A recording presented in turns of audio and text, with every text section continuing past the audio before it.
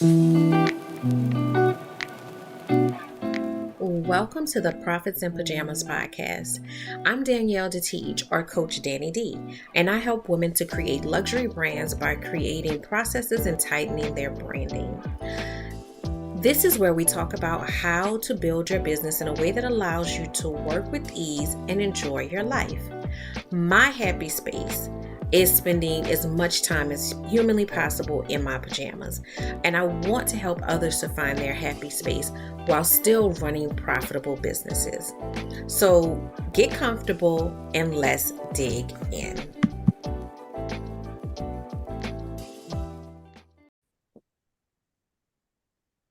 Hello and welcome to the Profits in Pajamas podcast. I am your host, Coach Danni D, and I'm here always helping small business owners try to get to that work with ease lifestyle. I want you to be able to have a successful and profitable business, but also enjoy your business, enjoy your life, have quality of life. So that's really important that we are working towards our success story and whatever that looks like for us, but that we are thinking about that in a holistic way. And so I am very, very excited to have our guest on here today, Dominiece Clifton, and she is out of Baltimore, the Baltimore area. I know we have some listeners from that area, so check her out.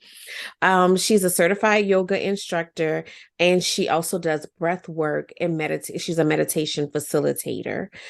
Dominiece, I'm not going to go too much deeper because I want you to tell the people about yourself. And I'm so excited just to talk about, this type of self-care. Okay. Hi, Coach Danni. Thank you so much for having me today. So for everyone that's tuning in, I want to thank y'all for taking the time to listen also. I'm honored to be here to have this conversation and just to share a bit about myself, because I'm sure we'll go deeper into the conversation. But one of the things people typically ask me is, how did I start doing the work that I'm doing? So I am the founder of Move and Still, which is an organization that works with organizations, businesses, corporations to offer stress management, trauma recovery services, and really focus on mindfulness. And my goal with Move and Still is to really help organizations to create a culture of well-being. What we're seeing now, especially in the workplace post-COVID, is that everyone, at this point has wellness programs. But a lot of times these wellness programs are not working as effectively because organizations are putting the onus on the people to do the work, and it's not really a part of the culture. And so I really, again, work with organizations and support organizations to look at policies and how wellness can be more incorporated into that. And also, how we think about wellness and how we support the whole being. Because if I'm going to work stressed from things that are happening at home, I'm taking that to work, and then I'm leaving work and bringing it back home. And so I really try to, again, focus on that culture. But I think when it comes to culture, it's not really just about workplace. I think it's also about our society and what we've come to normalize, and how we're all so used to moving busy and being fast, and myself included in that, like being okay with slowing down. And so my work is really, I would say, a byproduct of my own life. I said all that to say, when people ask me why I started doing this work, I am doing the work that I once needed and still need to this day. So focusing heavily on stress management and trauma recovery. I am someone who typically, overcommits and says yes to all the things, finds myself struggling with burnout. And so everything that I'm sharing with people are the things that I'm using in my own life to resource and replenish myself. And then trauma recovery has been so much of my own story, just allowing myself to heal from unaddressed childhood trauma that I carried for decades. And so I feel really passionate about that work, especially when it comes to women, because we hold and carry so much, and we feel like we have to hold and carry so much.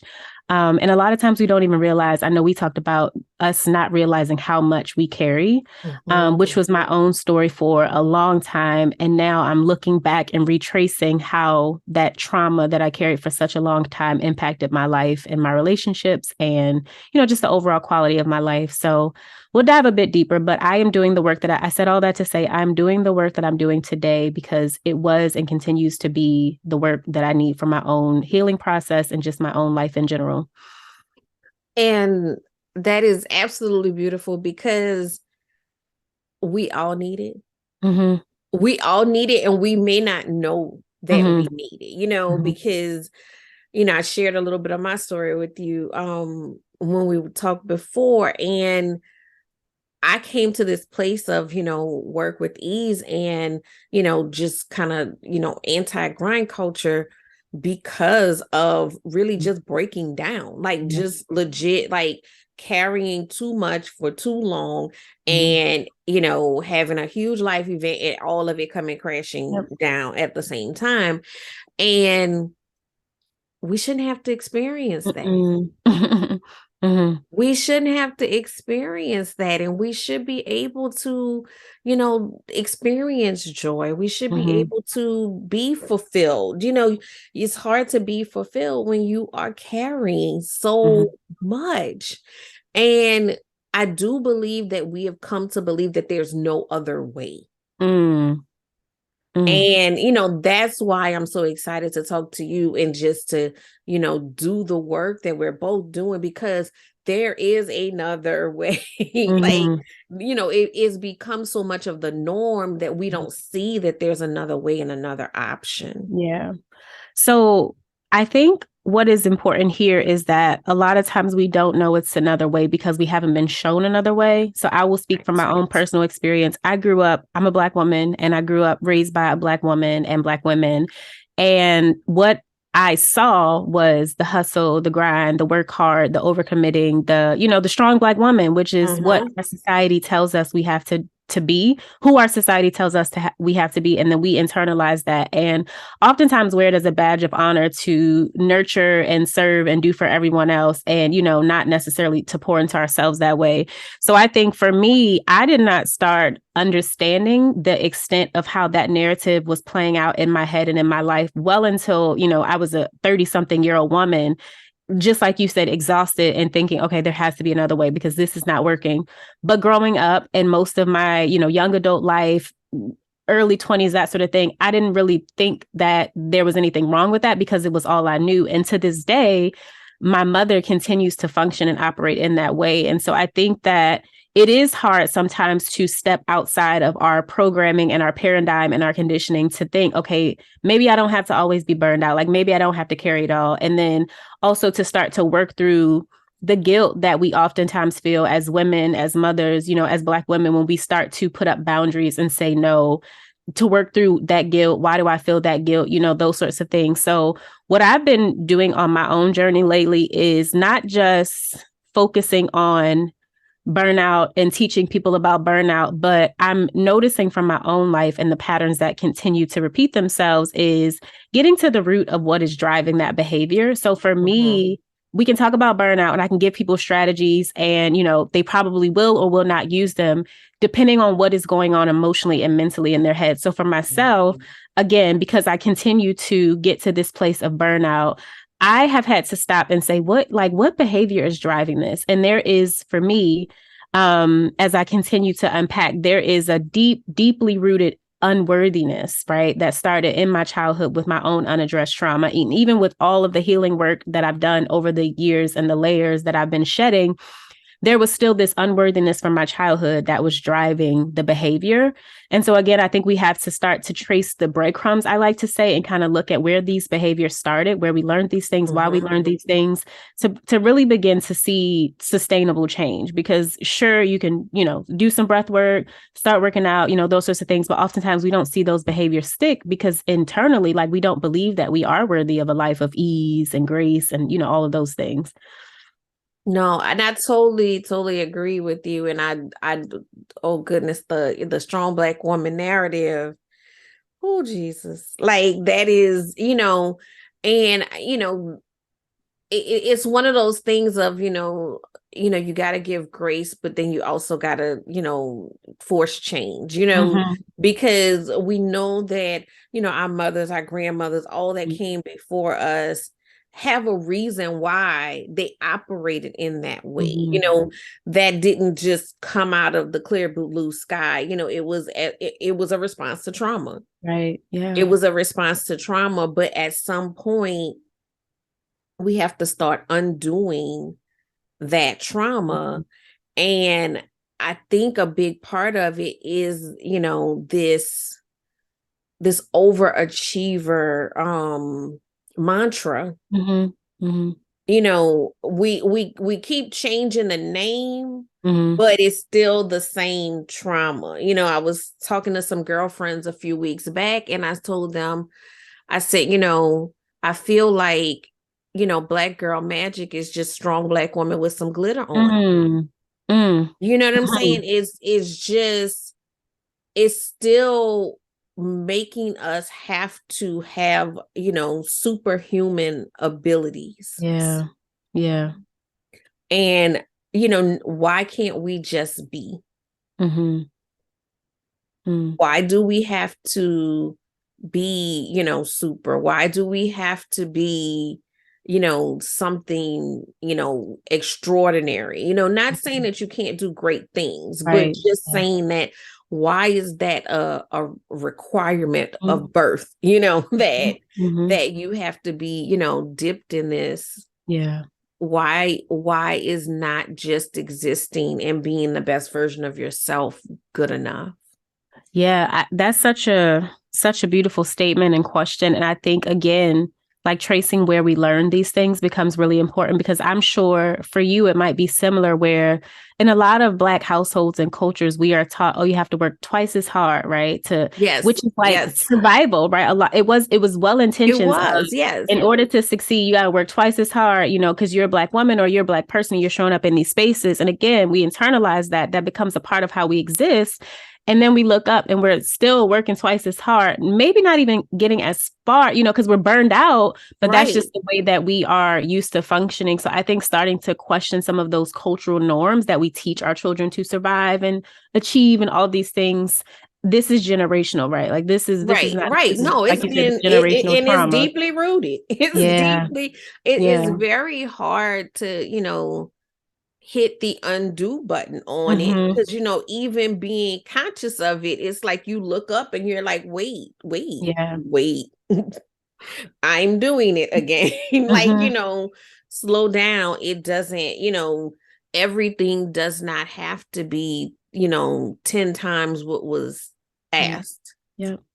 Yeah. And I mean, I think it also, it can propel us in some ways, make us stand out, but we're not getting the, when you look at, pay and Mm-hmm. promotions and stuff, we're not getting the reward of it. So it's Mm-hmm. really not benefiting us in that way.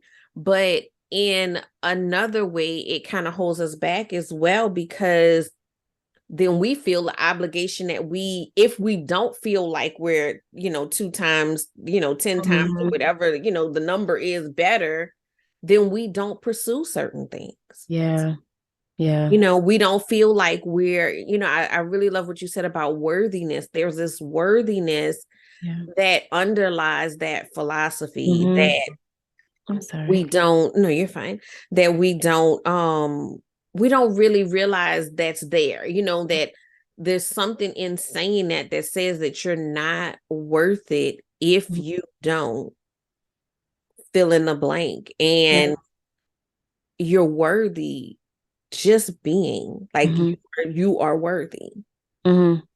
So I will share, this conversation is so timely, of course. I'll share what I've been processing and working through over the last couple of weeks, months, or really years.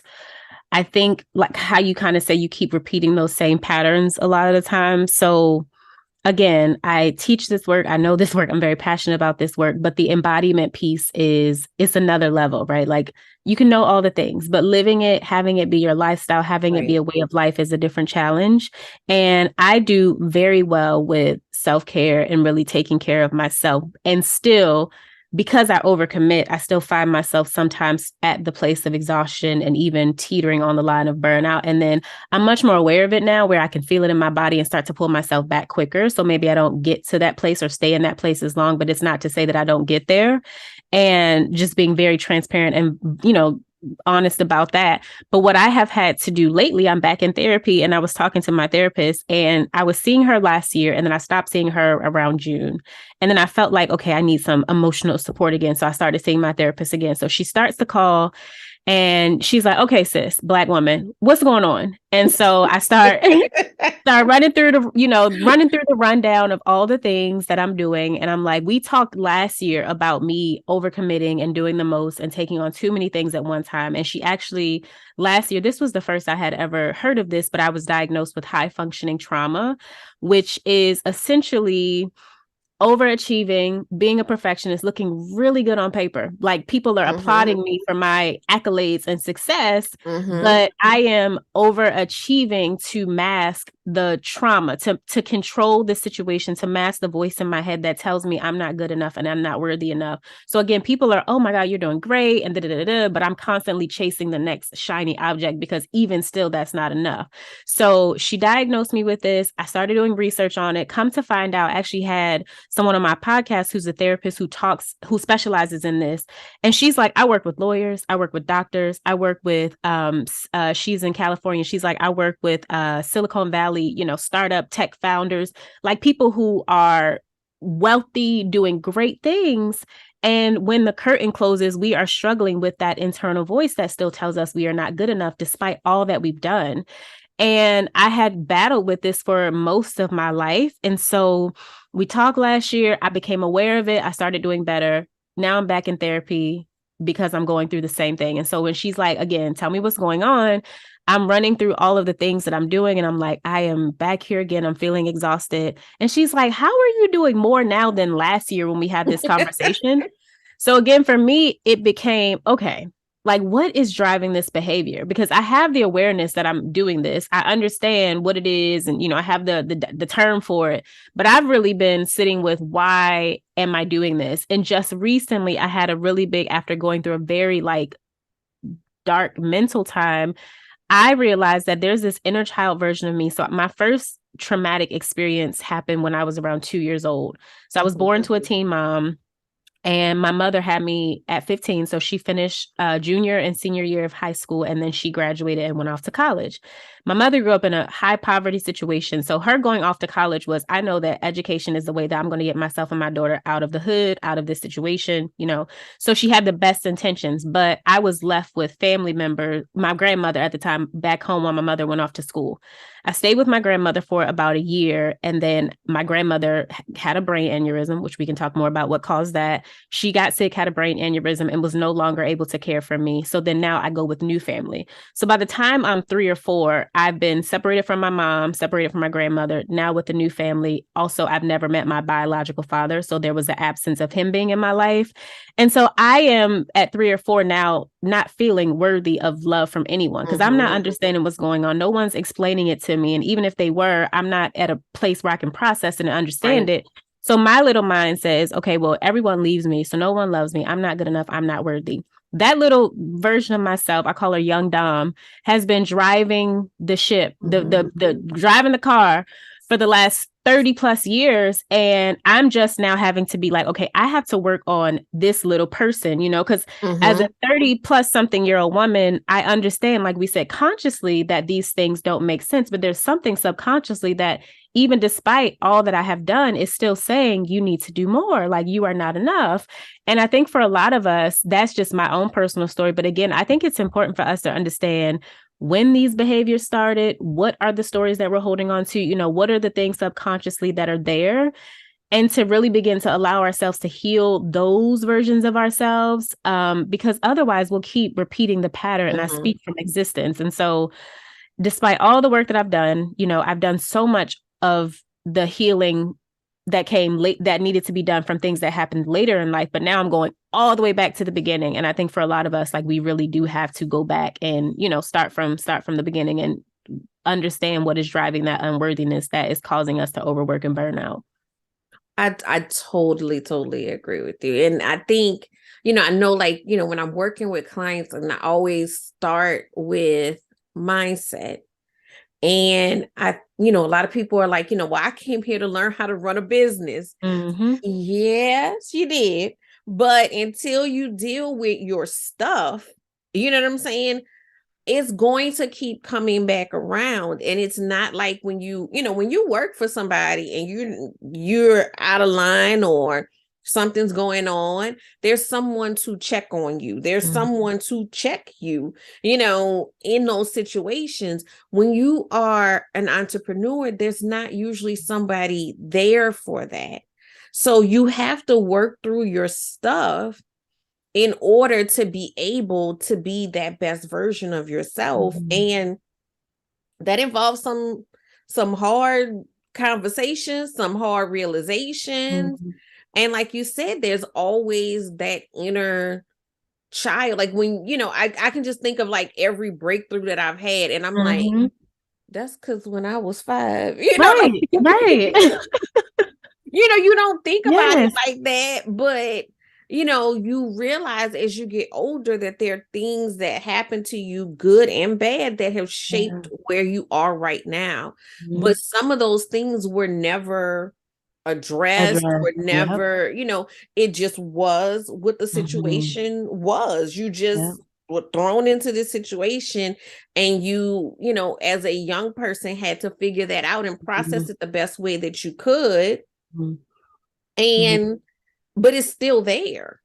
It's absolutely still there, and we have to be able to deal with that if we want to see real change. If we want to, like for me, I think my biggest aha moment was, my breakdown came at the point of, my grandmother passed away. My grandmother raised me. She was, really, really close to me. Anybody who knows me has, heard a million my grandmother stories, because she was, she was just that person for me in my life.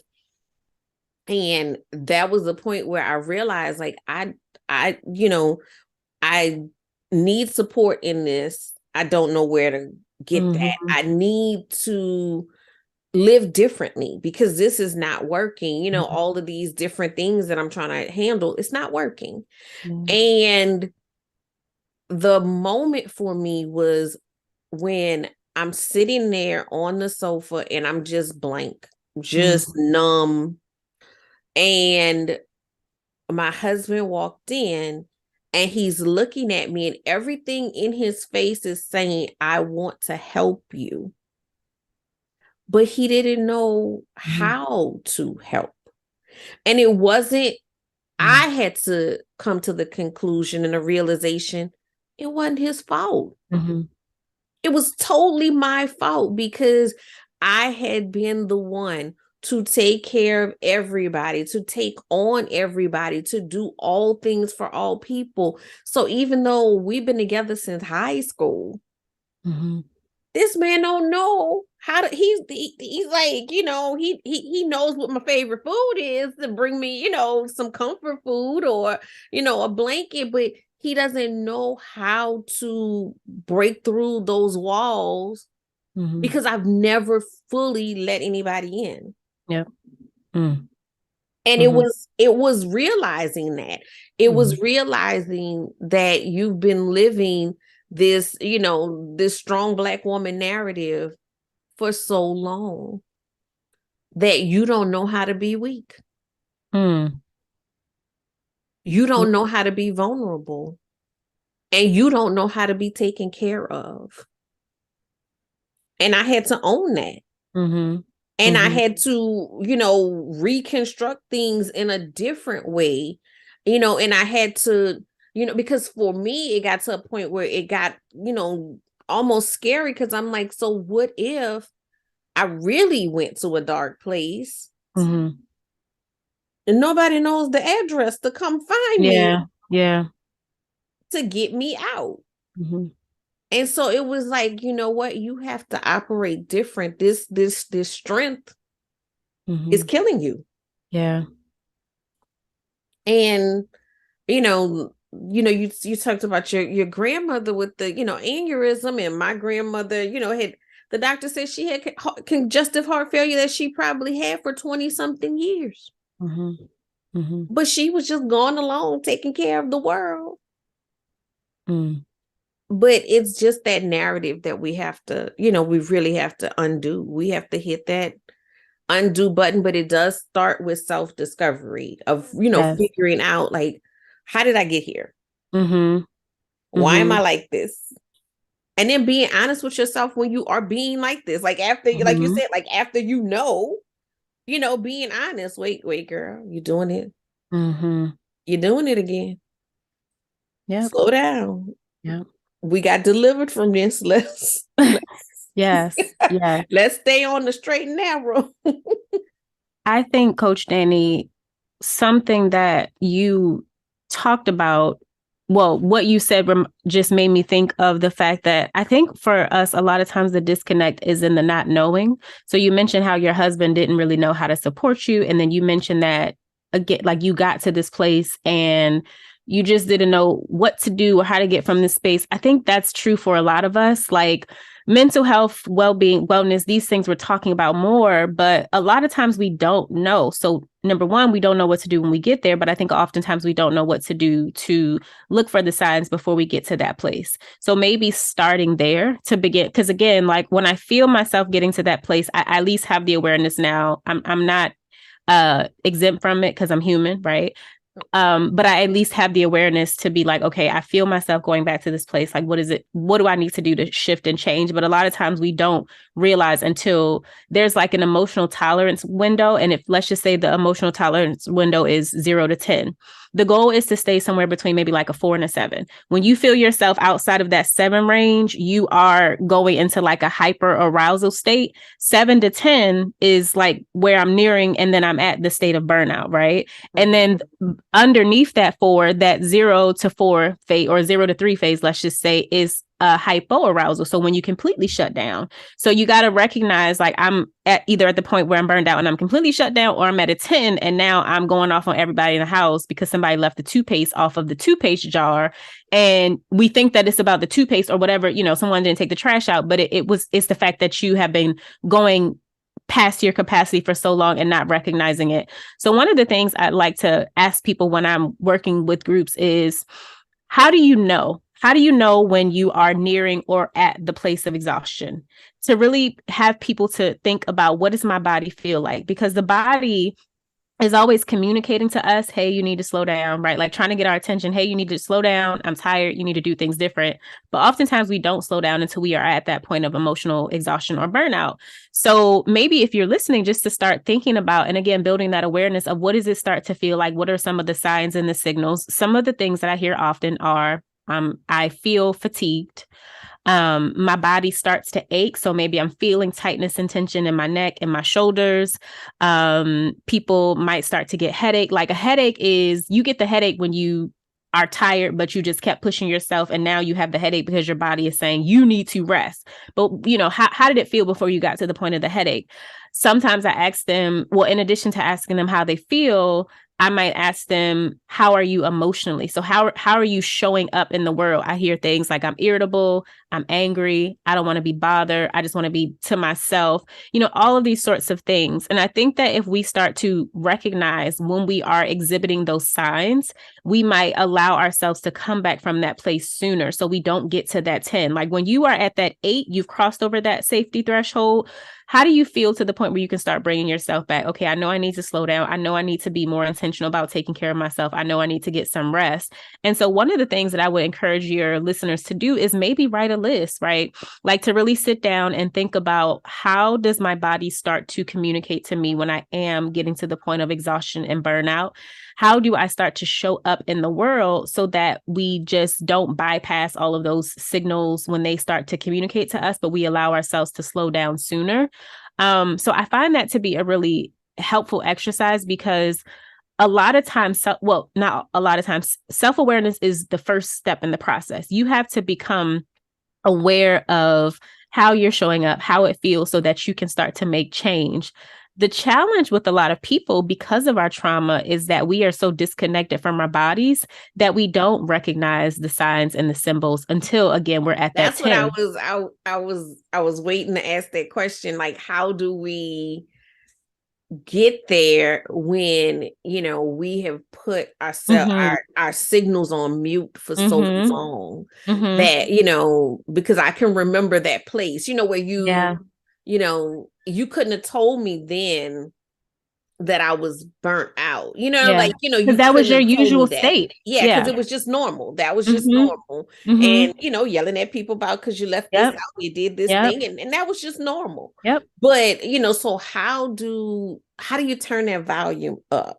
Oof, that's such a good question. So I think that the reconnecting with our bodies is such an important part of the healing process and the awareness process. And even speaking from my own personal experience, just like you, I existed for that way. I existed that way for so long that I didn't really realize how much of my functioning was off until I started to heal. You really have to go through, again, like reestablishing a relationship with your body. So some of the ways that becomes helpful are things like breath work, meditation, yoga, like somatic approaches, body centered approaches become really helpful in the process of, like you said, noticing, turning the dial down. So that's where those somatic practices become helpful. So you don't have to do all of them. I think it's important for you to find the thing that feels good and resonates with you. Maybe try them out and see what feels good. Give yourself a little bit of time with each one and see what feels good in your body. But you have to start really like bringing the body into the healing process. So when we think oftentimes about mental health, we think about our therapist, which I think is beautiful, but we go to our therapist and we talk through our things and we process things mentally, but we haven't done anything to address the trauma that we're holding in our bodies. And when it comes to trauma, what a lot of us don't realize is that the way that the brain works, we have the left side of the brain and the right side of the brain. The left side of the brain is that like cognitive, logical, functioning side of the brain. So again, when we go to talk therapy, we are using the left side of our brain. We're processing and understanding why we're doing the things, but then we get frustrated with ourselves because we don't necessarily see the behavior change that we want to see.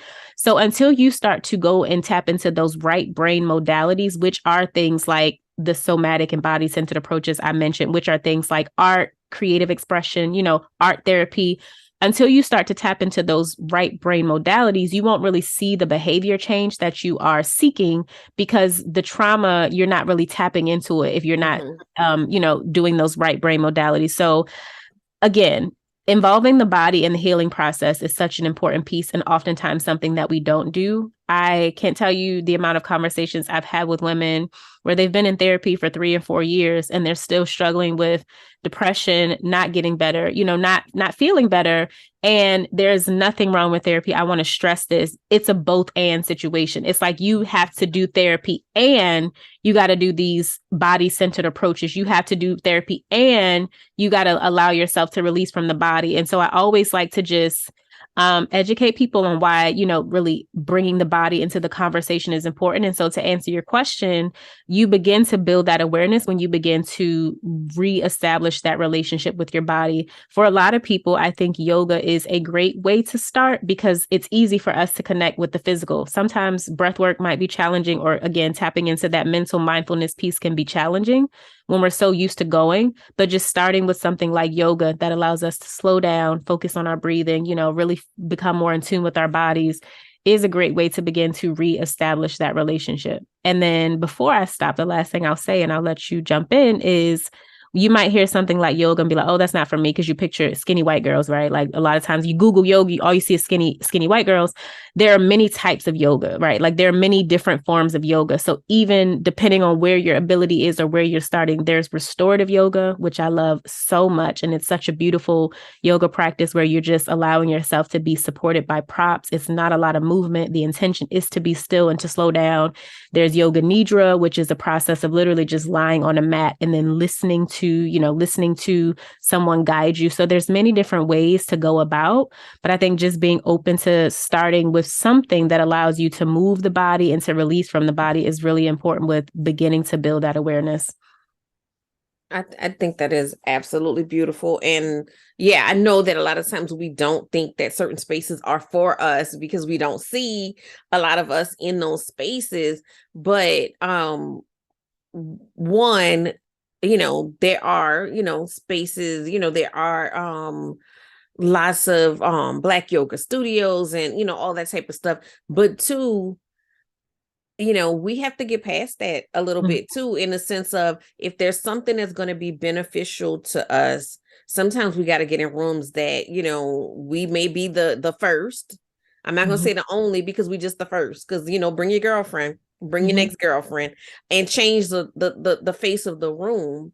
But we can't not do things that are beneficial to us, because we may not see people like us in that space. We won't see people like us in that space until we enter that space. So we have to, we have to do the things that are, beneficial to us, even if sometimes, there's a little discomfort in getting there. But I mean, I do, I do believe like learning, for me, a lot of my, emotions, I talk about a lot. I give my emotions, personas. They all have their, little personality, but it is, so helpful to be able to feel them, not just, acknowledge that they exist.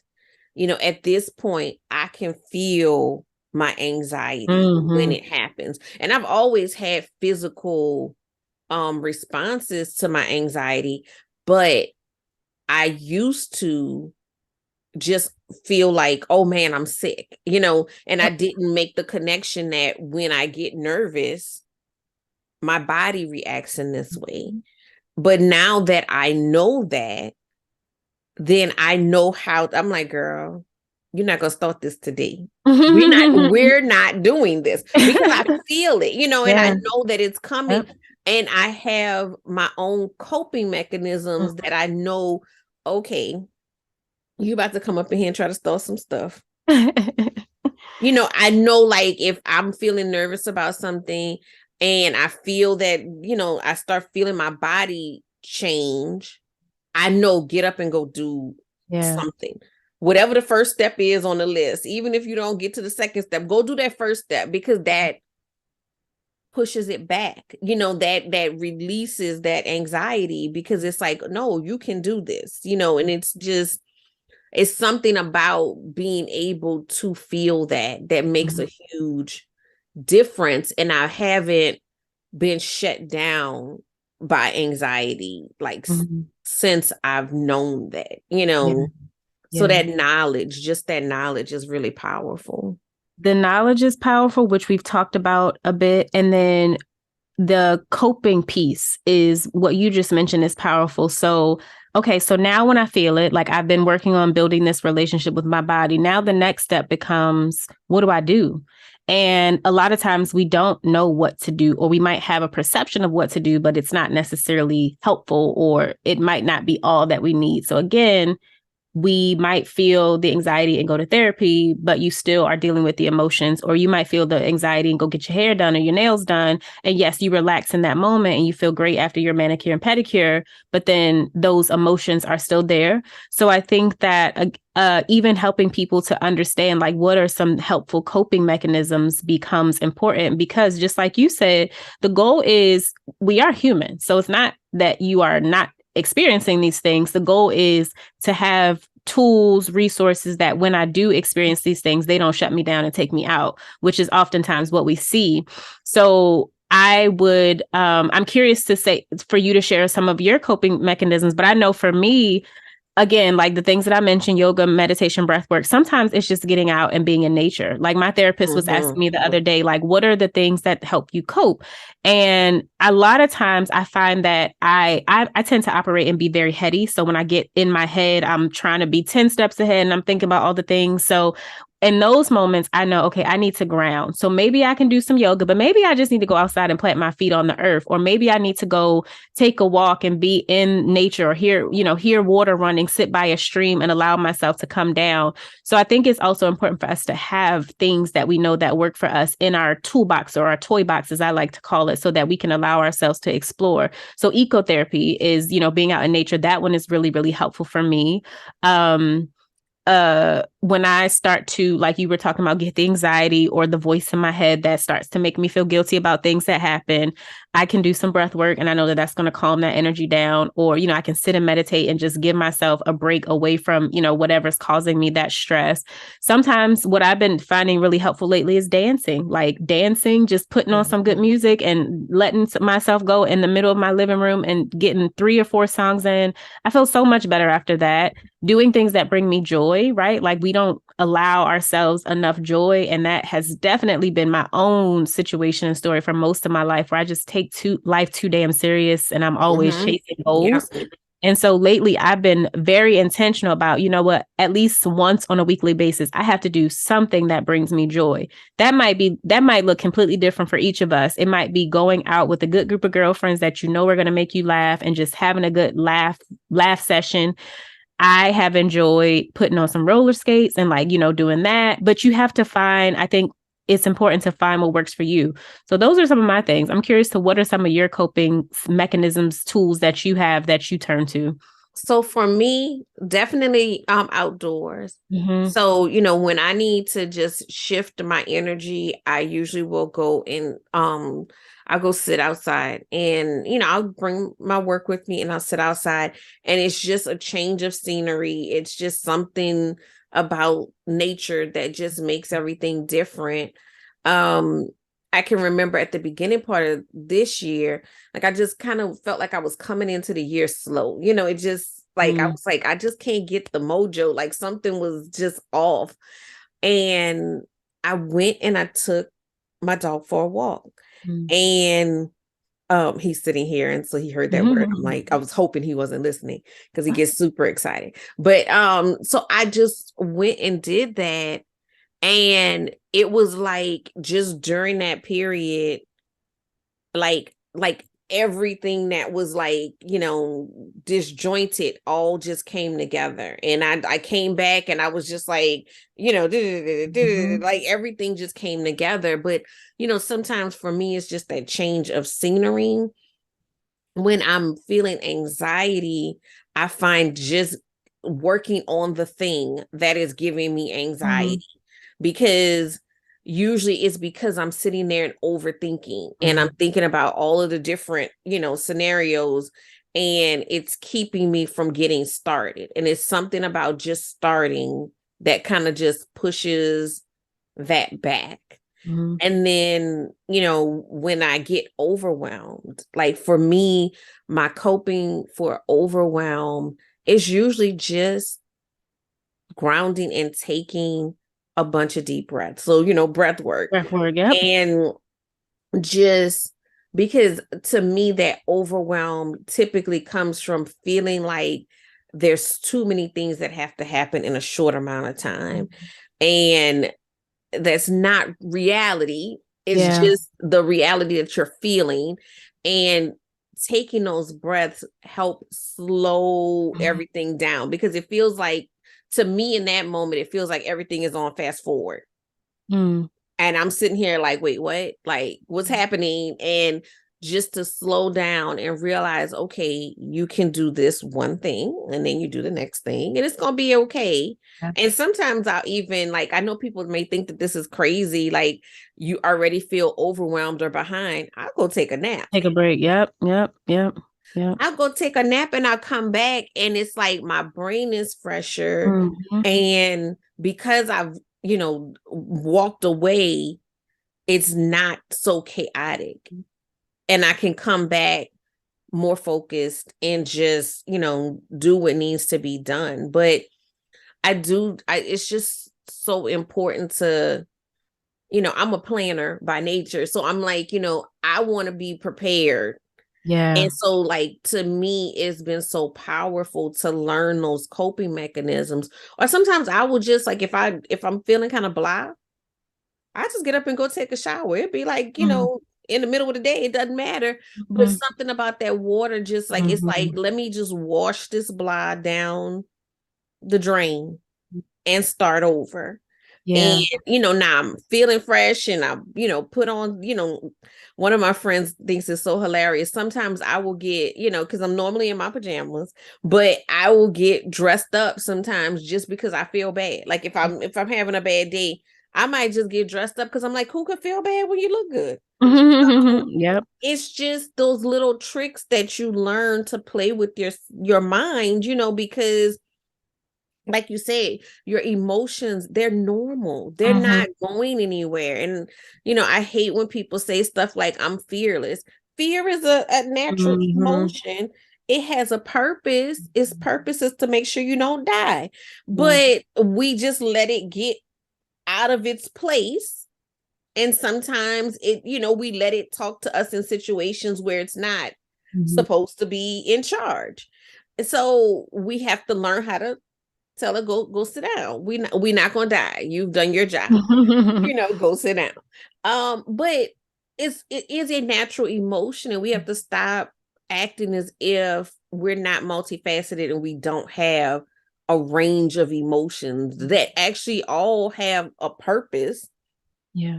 It's just, sometimes they, take over, and we have to learn how to put them back in their appropriate places. Mm-hmm. You said you were talking about what I just appreciate from what you said was really talking about the nervous system very heavily, because a lot of times when we are so used to functioning a certain way, we don't even realize that, like, when we are overwhelmed, burned out, our body is in a state of stress or, fight or flight. And it becomes a lot harder to get things done. It becomes a lot harder to think strategically. It becomes a lot harder to communicate with your team or your coworkers. Like, it becomes a lot harder to be productive when we are functioning from that state. And a lot of us might feel like no matter what I do, I'm not moving the needle. I'm not making a difference. I can't really get anything done. And you, again, noticing the way that your body is communicating with you, you have probably been operating in a state of a stress response state, that fight or flight, for so long, and your body is looking for something to allow it to relax and restore. So what I appreciate about what you were just sharing is a lot of different ways that we can turn off the sympathetic nervous system, which is that fight or flight response, and then to turn on the parasympathetic, which is the rest and restore, or rest and digest. And I love how you were saying sometimes I'll just go take a nap, you know what I mean? Or I'll do some breath work. Like, again, we're so used to pushing through and just ignoring those. And I'm going to get this work done. I'm going to meet this deadline. I'm going to do this thing. And it's like, yes, it's great to be successful and be accomplishing. But if you just go take a walk, you would be surprised how taking a break, giving your body time to calm down, when you go back, you are much more replenished. You're operating from a different state. You've had the time to clear some of that mental fog, and you probably will notice that you're much more productive. And so one of the things that I've started doing, every day isn't perfect. Some days I don't have the time to do it, but I really try to be intentional about scheduling in like a 30-minute window in my day. I call it sacred pause. And I literally just allow myself to pause for 30 minutes to do whatever I feel like I need. So sometimes that's just laying in the bed. I might not take a nap, but it's laying in the bed, kicking my feet up, or sitting on the couch, reading a book, or going out for a walk. Yoga nidra. Again, it's like I ask myself, like, what do you need in this moment? And what I find is that when I'm feeling overwhelmed and, like you said, thinking about all the things that need to be done and everything's moving really fast, just allowing myself that moment to step back, to pause, I can now finish out the second half of my day with much more mental clarity, not feeling so overwhelmed. And so we often think that we cannot stop and we have to push through and we have to keep going because we have so much to do. But that's actually counterproductive to the way that our minds and bodies function. And it becomes a lot harder. Like, you're working twice as hard because you're working from a space of fight or flight and a stress response, where if you just allowed yourself to slow down, to pause, to take a break, when you go back again, you feel you're much clearer. And so you're much more efficient that way. And so it sounds counterproductive, but we really do have to allow ourselves to slow down. And I love the ways that you shared that are helpful for you, because that pause, like, it just makes such a difference. Yeah, and I think, like you said, it does feel counterproductive. And I know when, I say that to somebody, I'm like, look, all right, it's too much going on. I'm about to go take a nap. And they're like, well, but, because it does sound counterproductive. And there was a time that I probably would have been like, that don't even make sense. Like, but, just, from having experienced it, having practiced it, I just want y'all to know it makes so much sense, because when you are like in that state, you're not doing good work. Yep. I mean, just honestly, you're not doing good work. Mm-hmm. And when you stop, the other thing about stopping is you re-enter reality. Mm-hmm. because there's something in your mind that's telling you that everything in the world is urgent and has to Yeah. happen in Oof. this moment, but it's not actually true. You Mm-hmm. know, that there's some things that maybe are urgent. There's some things that, you know, maybe there is this report that you have to finish by the end of the day. And that's a hard deadline. But maybe this other thing can wait till tomorrow. Mm-hmm. Maybe, you know, just because this person called you right now doesn't mean you need to take the call. Maybe you can tell your friend, "Hey, I hear you. I'm going to give you a call tonight." After, you know, there you, once you have that pause, you start to see things a little more Mm-hmm. clearly, and you Mm-hmm. can push the things out the way and you can focus on what needs to get done. But all of a sudden it went from like level 10 urgency Mm-hmm. to like, you know, I'm at a 5. Yeah. Yeah. Yeah.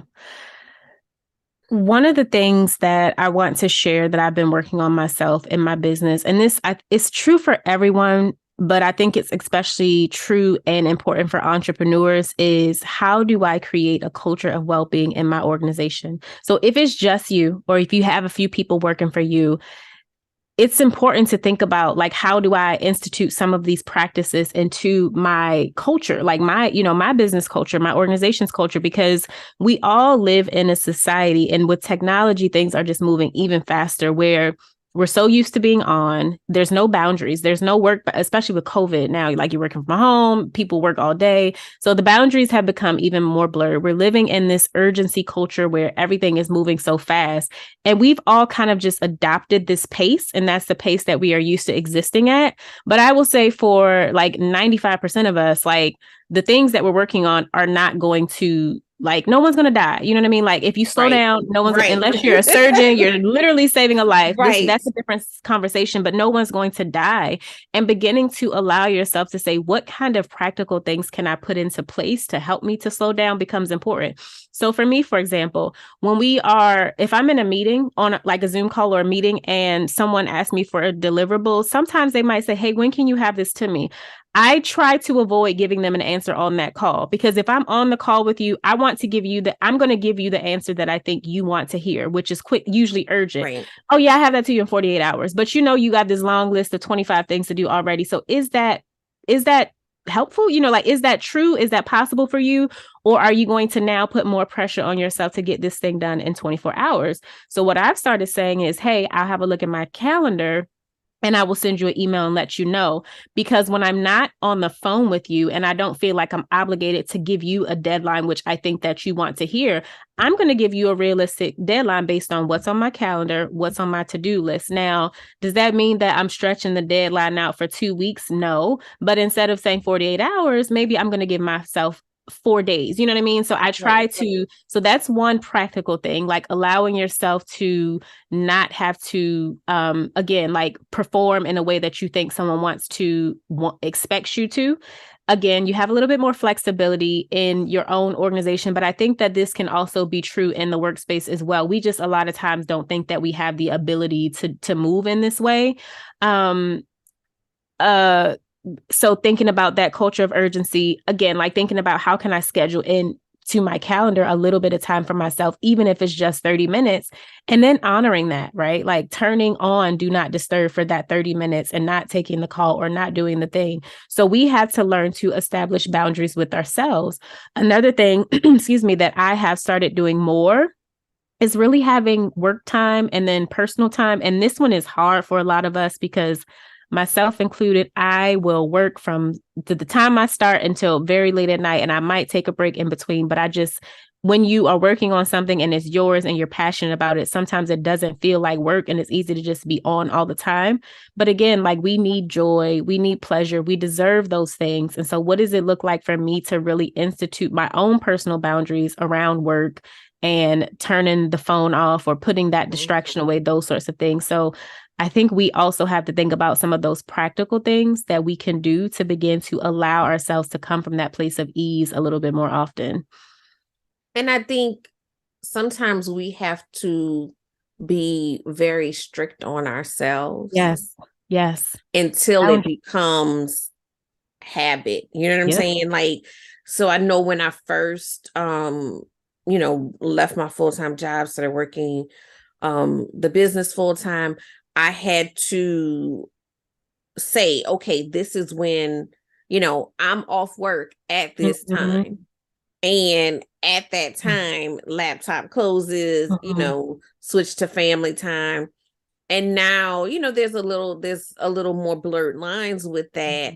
But it's still like, okay, this is not going to take over. Yeah. Like, there's still these established kind of boundaries. And, for those of you that follow me on social media, the running joke is that Walter, my dog, is my self-care manager. When he decide that I'm off, he gonna lay on top of whatever I'm working on. And so that's how he got that title, because I'll be in the middle of something and he'll just like roll through and just lay on. I'm like, oh, I guess it's closing time. And it's almost like clockwork, like he knows what time it is. And he's like, nope, my time. You got to close the laptop. Or Monday is typically my off day. And so Mondays, he's like, he come in early in the morning, like, why is this laptop where I'm supposed to be? Like, and so my Monday rule is I only do stuff on Monday that I want to do. And so sometimes that may be work. It might be something, a project that I'm really like into and I'm, trying to get it done, but it's only stuff I want to. Like nobody's going to aggravate my nerves on a Monday. Like we're just not, we're not doing that. You got to wait till Tuesday. But on Monday, I do the stuff that I really, want to do. And like, even though that's my off day, I don't schedule doctor's appointments on Monday because I'm like, I don't want to do that. Like, I know I have to do that, but that doesn't bring me joy. So it doesn't go on my Monday. But it started very much like what you said with the, 30 minutes. When I was still working, I started doing, I said, I'm going to do 10 minutes every morning. Cause I'm like, I don't want to be here. The space is not, like I'm just not happy. So I got to do something different. So I started doing 10 minutes every morning. When I first got into work, I would go, I'm not a coffee drinker. I'm a tea girl. So I would go fix a cup of tea, sit at my desk. I wouldn't turn on nary a computer, turn my phone face down and just sit there. Enjoy presence. Yes. For that 10 minutes and just be present and, thinking about, okay, this is what I'm going to be doing today and just setting the tone for the day. And I still do that. So, now, my husband works from home most days. So now in the morning, he fixes his cup of coffee. He fixes me a cup of tea and I still do that. I still have that time in the morning before I get started, but it just, it does set the tone and I can feel the difference. Like when I forget to do it and, or something else happens, I feel the difference, but that just mindfulness and just, it really is just little ways to start slowing yourself down because nobody is requiring that you move at this pace except you. Yeah. And it's not your fault. I mean, we've been socialized to move at this pace, but it's not a requirement. Yeah. You can slow down. And, when you said about, COVID and, those expectations, I remember when my husband first came home and started working from home and then I'm watching other, friends and other people come and I had been working from home for like 2 years at that point. And I was just like, I looked at him and I said, what y'all not about to do is bring all of this workforce BS into the work from home space. I'm like, we over here relaxing and finding a whole nother way of living. And y'all came home with I'm like, I don't like this energy because it really did carry over. And I'm like, you got off at a certain time when you were at the job, you get off at a certain time, and I get the flexibility of it all. So I understand maybe you did something personal and now you're gonna, do a couple of hours tonight to, offset. I get that part. but we have to start setting boundaries in that Mm-hmm. way that we start to reclaim our lives in a way that we are living meaningfully. Yeah. Personal, when we think of boundaries, oftentimes we think they're for other people, but boundaries are really for us. So whether it's instituting boundaries with someone else, that's still for us, or Right. whether it's instituting boundaries for ourselves, for us, boundaries are really for ourselves. And so I agree with you that thinking about personal boundaries and how I'm going to honor myself when I set this time is really important. And I think you highlighted, so going back to self-care and stress and burnout, what does it look like to be proactive versus reactive? So on a daily basis, what are the things that I'm doing, whether it's that 10 minutes in the morning or my morning routine or that pause during the day? Like, what are the small things that I can be doing throughout my day to be proactive so that I don't build up to this stressful space and then have to be reactive and think about how I come from that? And now I need time off, now I need to be in therapy trying to bring myself back. But it's like, what can I be doing on a consistent basis to nourish myself? And I always tell people we experience stress every day. So we have to be doing things to release stress, to mitigate the stress every single day. Now, the extent of the stress on a day-to-day basis might look different. So maybe Monday you get stuck in traffic. Maybe Tuesday your kids get on your nerves. Maybe Wednesday is your partner. Maybe Thursday is the business. Maybe Friday is financial. But every day there's something that's going on. And so we often, again, think that stress, self-care is for the weekend, or it's for that one time a month where we can go get our massage or whatever we do. But shifting your thought process to think, I experience stress every day, so I should be doing something, at least one thing every day to nourish and take care of myself, also helps with creating that culture of well-being, being proactive and not always reacting from a state of reactivity. And so bringing it back to where we started, like thinking about in your home, in your workplace, in your career, what does it look like to create a culture of well-being where it's not just something you do sometimes, but how are you being as a person? How are you existing? What are the small things, the large things that you put into place? And then how do you honor those boundaries when you set those things so that you do take care of yourself? No, I love that. I love that. And I want to jump back because I was thinking about it when you said it and I didn't um just pick back up on that about when you were talking about the deadline and giving people, because we have to own how we are creating pressure in our own lives, Yes. Most of it's self-imposed. because we are not, like, I can, like, I go on site visits with clients and it just rolls right out of my mouth. Oh, well, Mm-hmm. I'll get you a proposal by the end of the day. I'm not about to do that. Mm-mm. Like, why do I say that? And then, most of the people will say back, oh, well, I'm not going to have a chance to look at it until Monday, so don't worry about Yep. it. And then I started to just pause and say, you know what? They're not looking at this today. I'm not going to do it today because it's a different part of my brain that meets with clients than the part of my brain that sits and does a proposal. Mm-hmm. It's going to take me a certain amount of time to transition from this person to this person. Why am I doing this to myself? And they're not looking for it, but I've created this pressure to now get this done, and they're not even looking for it like that. So, learning how to do that as well, like look at how you are creating Yes. things in your life. And the other thing that I see a lot of that, because it's interesting, as you move a certain way, you see things a little bit differently when people are, complaining about something or something's going on, you have a different kind of perspective. Mm-hmm. Stop letting everything make you mad. Mm-hmm.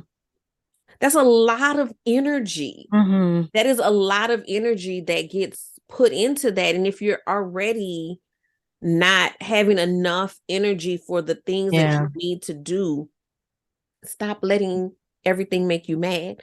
There are enough things in the world that are legit going to make you mad and should, Mm-hmm. that some of them you're going to have to just let go. Mm.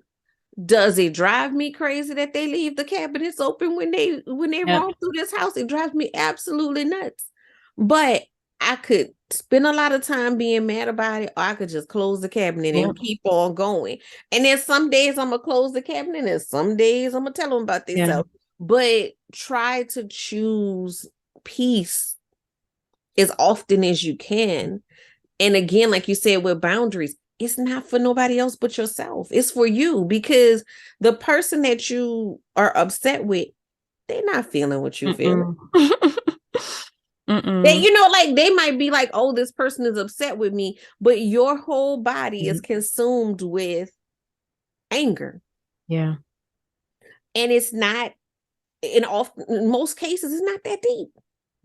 And so I've just learned, like, it's some stuff that I'm just like, all right, well, I'm just gonna keep it moving, because I'm not, I don't like how I feel when I'm angry. Yeah.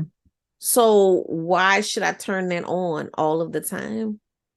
That should not be my knee-jerk response. And so just, I don't know, it's just something about learning how to honor what feels good to you, and be okay with that, and be okay with that. You don't have to solve every problem. You don't have to announce every right, because you might be right. My grandmother used to say there's such a thing as dead right. You might be right, but is it worth it? Yep.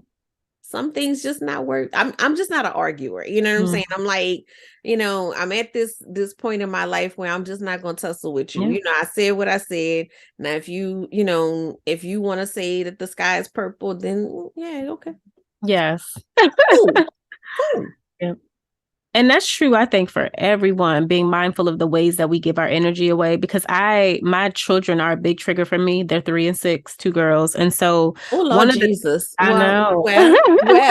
Well. I had to start to realize the way that I would take their energy on. And, at that age, their like emotions are just a roller coaster. And I kept letting them take me on that ride. And at some point, I'm like, I'm not riding this ride with you today. Like my youngest today woke up and she didn't want to get out of the bed and she was about to have a meltdown. I was like, you know what?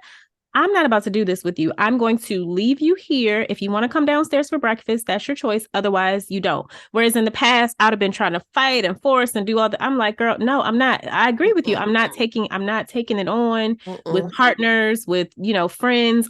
It's our choice. It's our choice. And at some point, boundaries have to be put in place, energetic boundaries. Sometimes if you are always the friend that people call when they want to dump or they need to, talk things out, and you're always picking up the phone and absorbing that energy, you can start putting up boundaries and, not taking all of those things on, because we don't realize the amount of energy that is exchanged by being that person that someone always comes to, those sorts of things. So that is even a big drain on us. Like you might be feeling good and then you get on the phone with your friend who calls you every week when it's something going on at work or whatever, and you're trying to figure out why you're always exhausted. It's because you are allowing yourself to really deplete your own energy by taking on this energy or giving your energy to this person. And so I think that the most loving thing that we can do with ourselves is to prioritize ourselves first, our well-being, our mental health, our physical health, and what we need, and not feel guilty about that, which is how we started this conversation. But that is it's a healing process. It's an unlearning process, but it's also going back to that worthiness piece, really understanding, what, I am worthy of this 30 minutes or this 10 minutes or not taking this call. And even though it might make this person mad because they're used to me functioning a certain way. So we also have to name that if you've been a certain way and now you start prioritizing yourself, you're going to piss some family off. You're going to piss some colleagues and coworkers off. But at the end of the day, please preach on it. Your well-being is so important, right? Like your health, your mental health, your physical health is so important.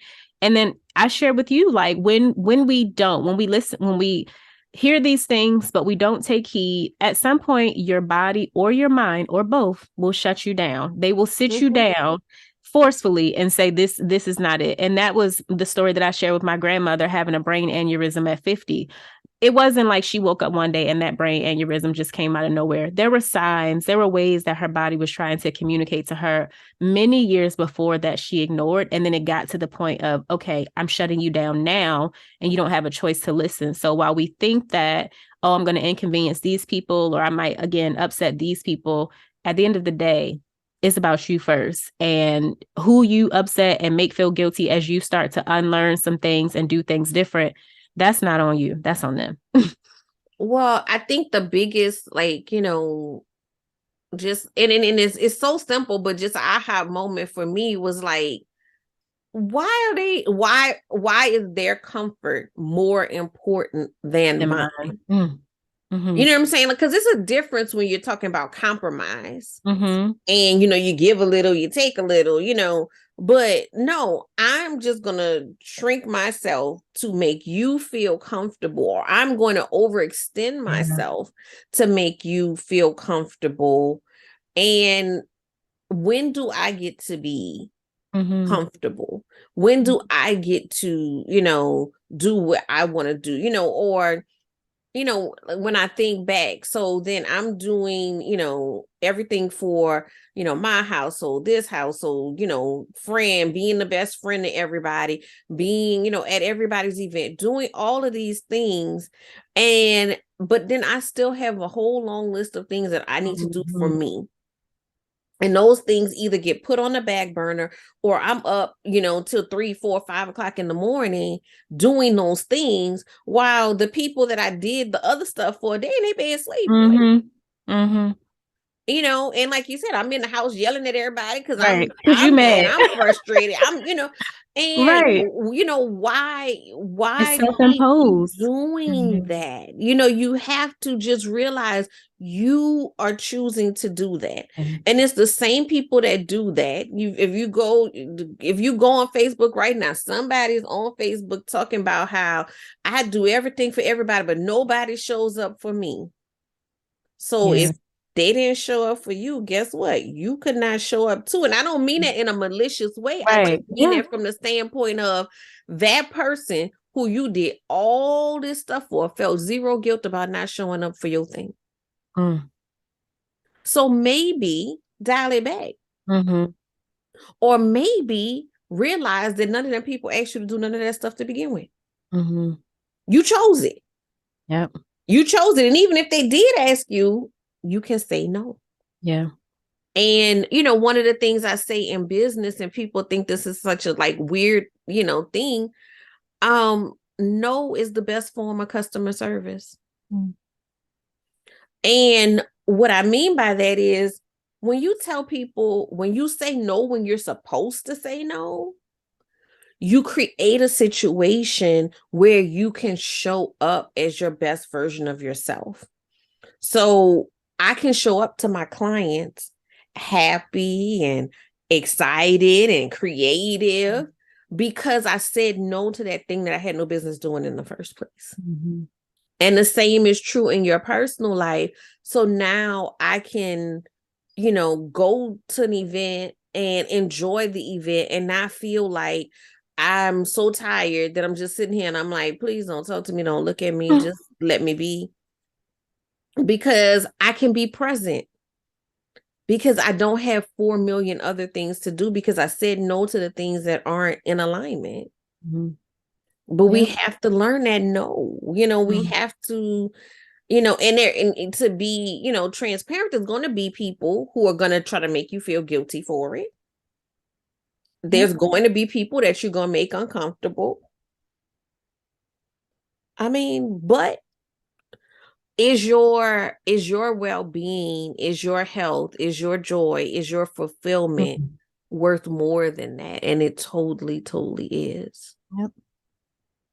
And sometimes this is so good. Sometimes we have people in our lives who are in our lives because we've been that thing to them. We've been the person that they could call. We've been the person that picks up the slack. We've been the person that has been all of these things.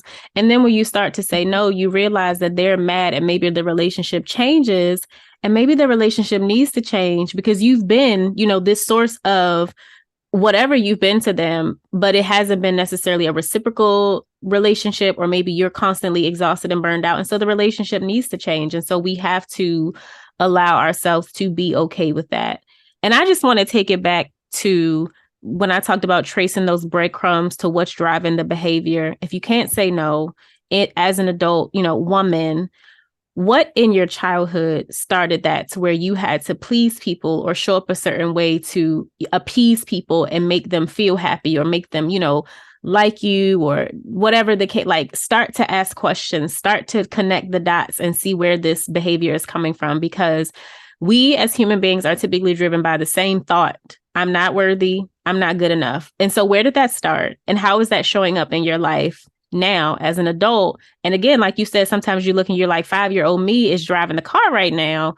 And how do I go back and heal that version of myself so that the conscious woman that I am today is showing up and I'm not operating from that space of anger or unworthiness or whatever the case is.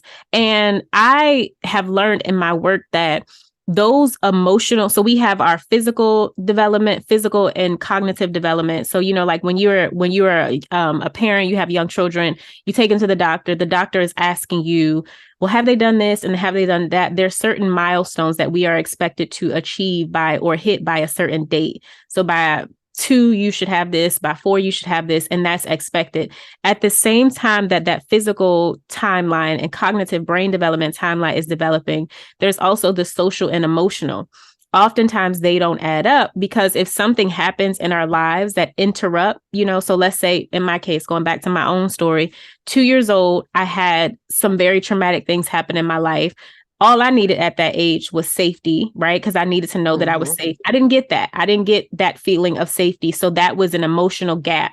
So although I'm getting older and now I'm 4 and 5 and, so on, emotionally, there was a gap at 2. And then there's more gaps. And so that's why sometimes we can respond as adults and throw tantrums and go back to our childlike ways, because we have these emotional gaps, these traumatic experiences that happened in our lives where all we needed was to feel safe and loved. And we didn't necessarily get that. So now we are fully functioning adults physically, right? But emotionally and mentally, we are not showing up that way. And you got to go back and fill those gaps, love on yourself, fill those gaps from this younger version of yourself that's still looking for these things. And that begins to mend that relationship with that unworthiness. And that's where I am now, because you can know all the things, but the knowing and the doing are very different, or the knowing and the being are very different.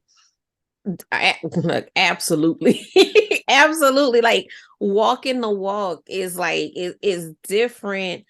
It's, very intentional, when you get ready to, really walk that walk, you have to know that, you got to really like focus in on it. And, like anything, like when you're starting a new habit, you're heavy on it, to get that comfort. And I have a lot of people will say to me, well, you seem like, you really are like grounded in X, Y, and Z. Sort of. Yes, but at the same time, it's like, because I spend a lot of time reminding myself. I spend a lot of time, like I'm very conscious of what I say to myself and about myself. And it is almost like as an adult, you are trying to be the adult for that younger you that nobody else was. And so then I have to tell that young self encouraging things.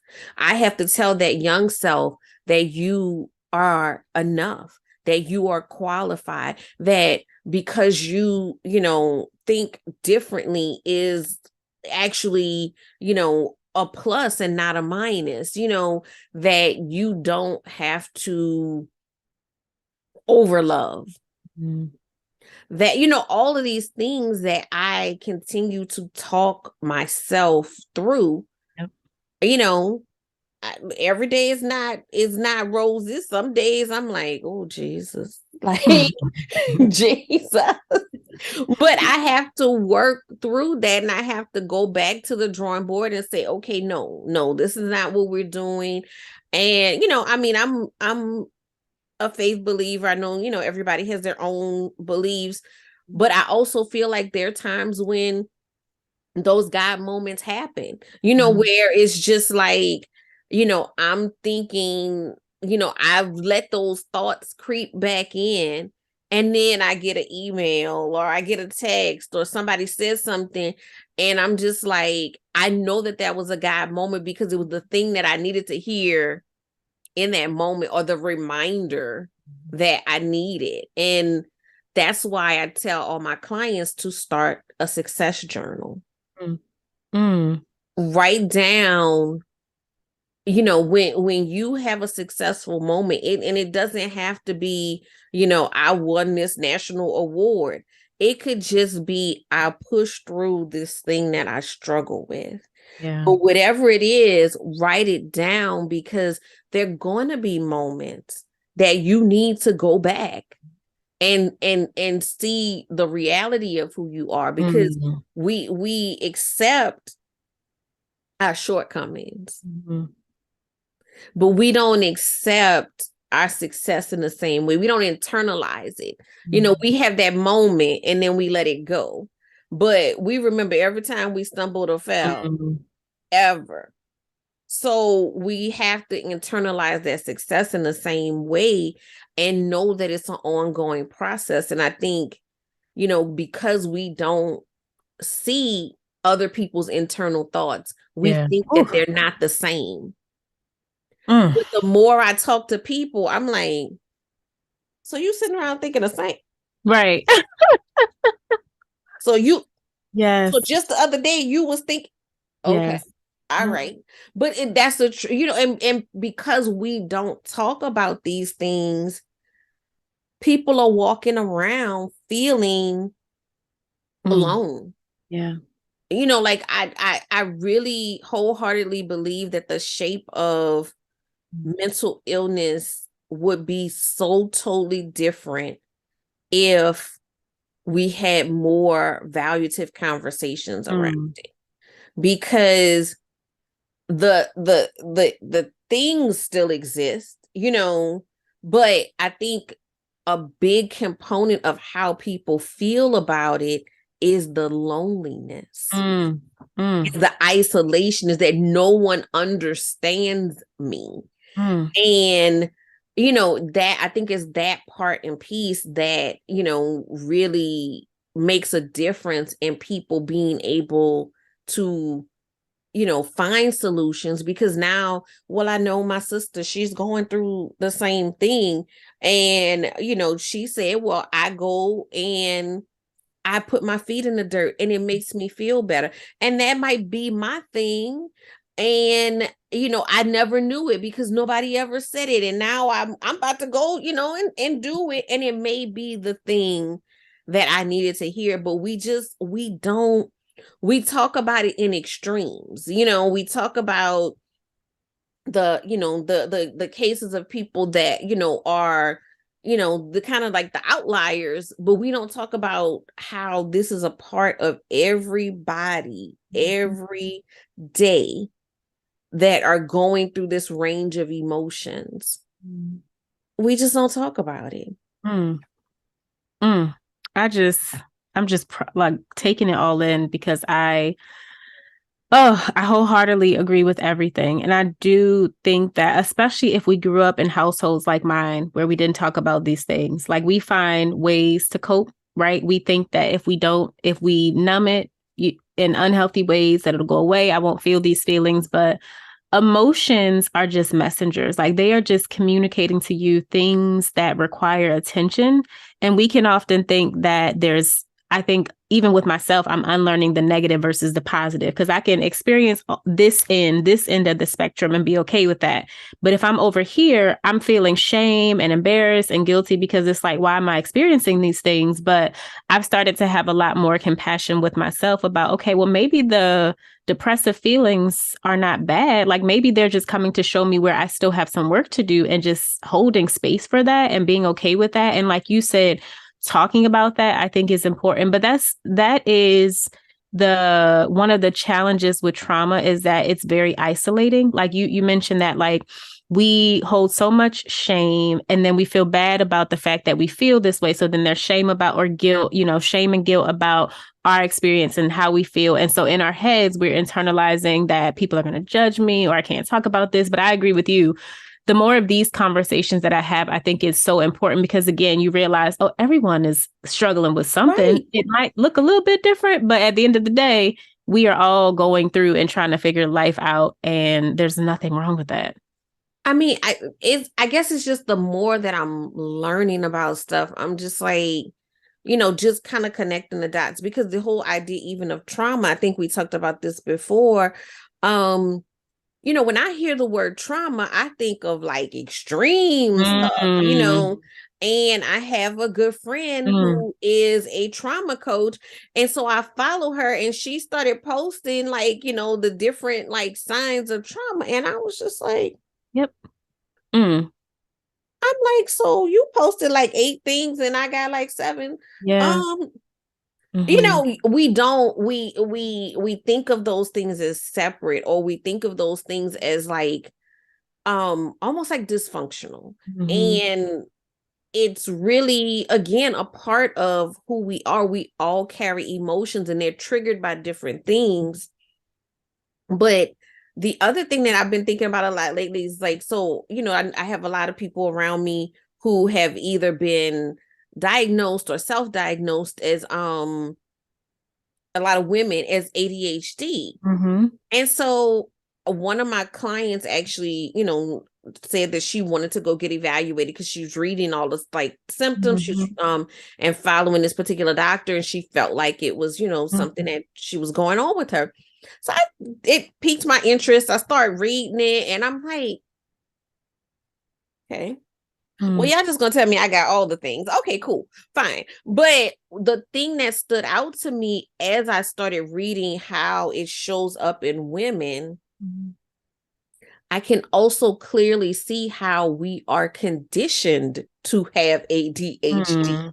Like, we don't talk about that either. Like, that there's like, I'm like, this is pretty much sums up what, I understand womanhood and motherhood to look like. So, not saying that it's not a thing, it's totally a thing, but how much of it is socialized? Like, if you socialize people to take care of other people, put other people first, to have 85 tabs open in a life at one time, and make them all work, and make sure everybody got to soccer practice on time and had lunch, and would that not make your brain just go bing, bing, bing, bing, bing, bing, bing, bing all over the place because of this unrealistic expectation? Like, that's just something I've been thinking about for a while. I'm like, I totally see how that manifests itself in my life, but I also feel like there's a lot of factors that make that a reality. I don't know how much of that is just, you're just born like that. I mean, I'm sure that there are people that are, but it's the whole, nature versus nurture thing. I'm like, there's a lot of nurture going on in this situation. Like, if we, alleviated some of the, pressure to do and be all things, would that show up less in women?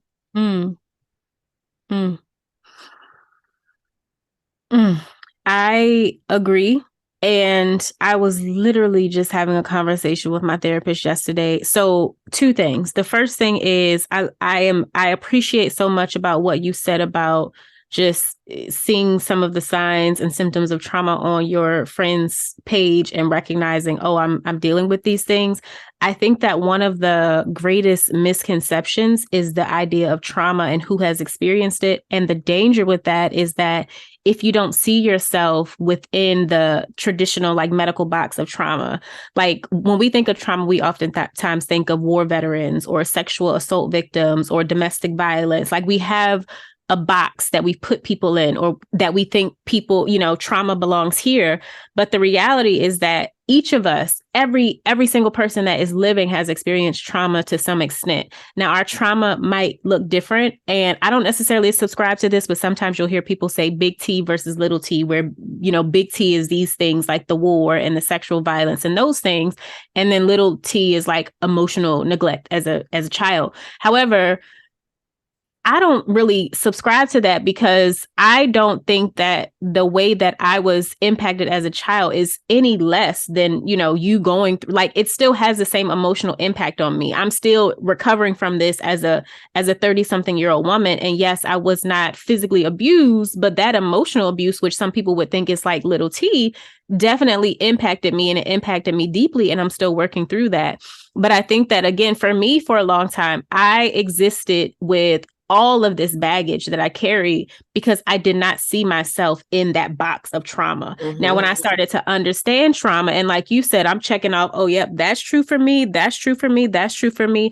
When I started to understand it, I'm recognizing, oh, so the ways that I was trying to cope with this as a child, like, I've been dealing with depression since I was 8 years old, but I didn't see myself in that box because trauma looks this way or depression looks this way. And I think that that's dangerous, because a lot of us wait, and we don't seek the help and support that we need because, oh, I'm not a war veteran, or, again, all of these things. But trauma is trauma. Like, trauma is something happens to you and your coping skills are not able to deal with whatever happened, right? And so it doesn't matter the extent or what it looks like. You weren't able to cope. However old you were or are, you were not able to cope. Your coping skills are not meeting you at the level of the stress. And so what we have to do, we talked extensively about this, is to bring your coping skills up to meet the stress level so that you can begin to heal and work through these things. But I think that that's so dangerous because, again, like, people, when you hear these tragic stories about people not seeking help, and then, you hear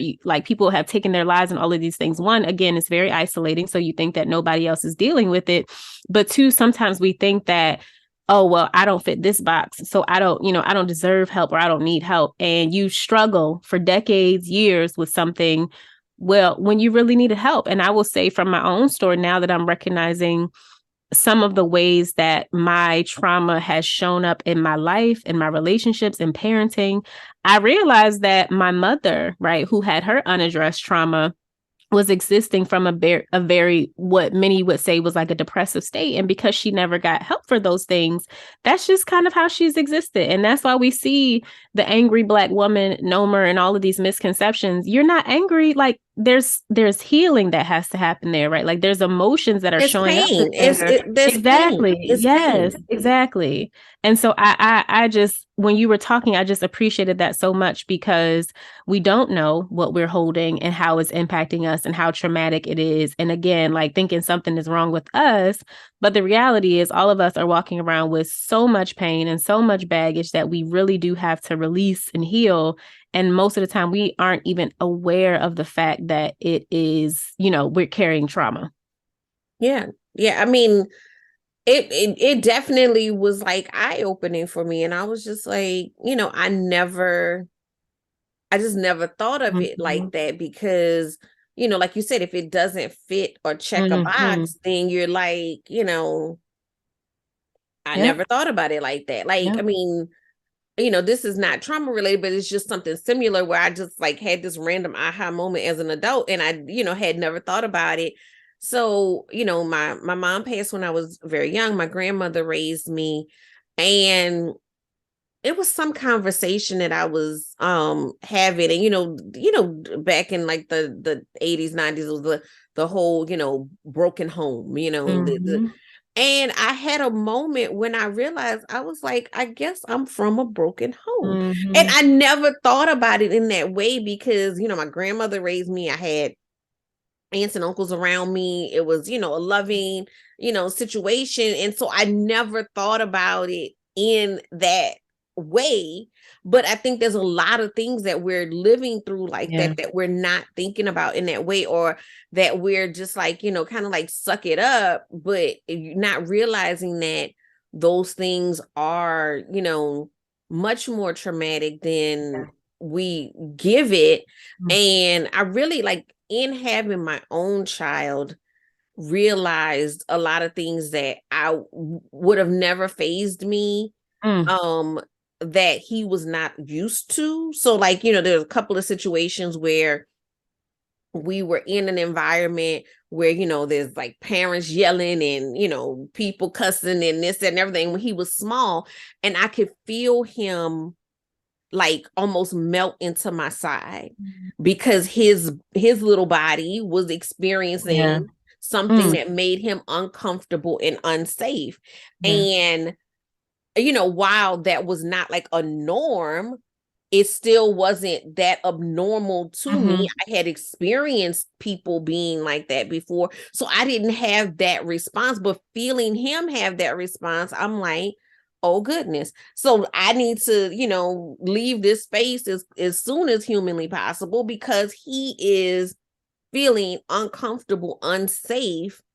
But, again, that wasn't like my household experience, but I've been places before Yeah. where that was the experience and it was normal to me. That was a certain level of normal. Yeah. And so now, look back and say, well, that was probably some trauma on you Mm. seeing that, Mhm.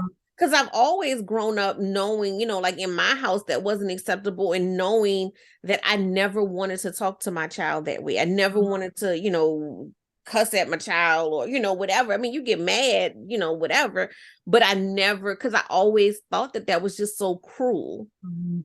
But I don't remember being that, way that he was, but then also who would I have leaned into like that? Right. Yep. Like who, because they would have just been like, go play, Yep. Yep. Yep. So it's like you just live through stuff as if it was normal. Mm-hmm.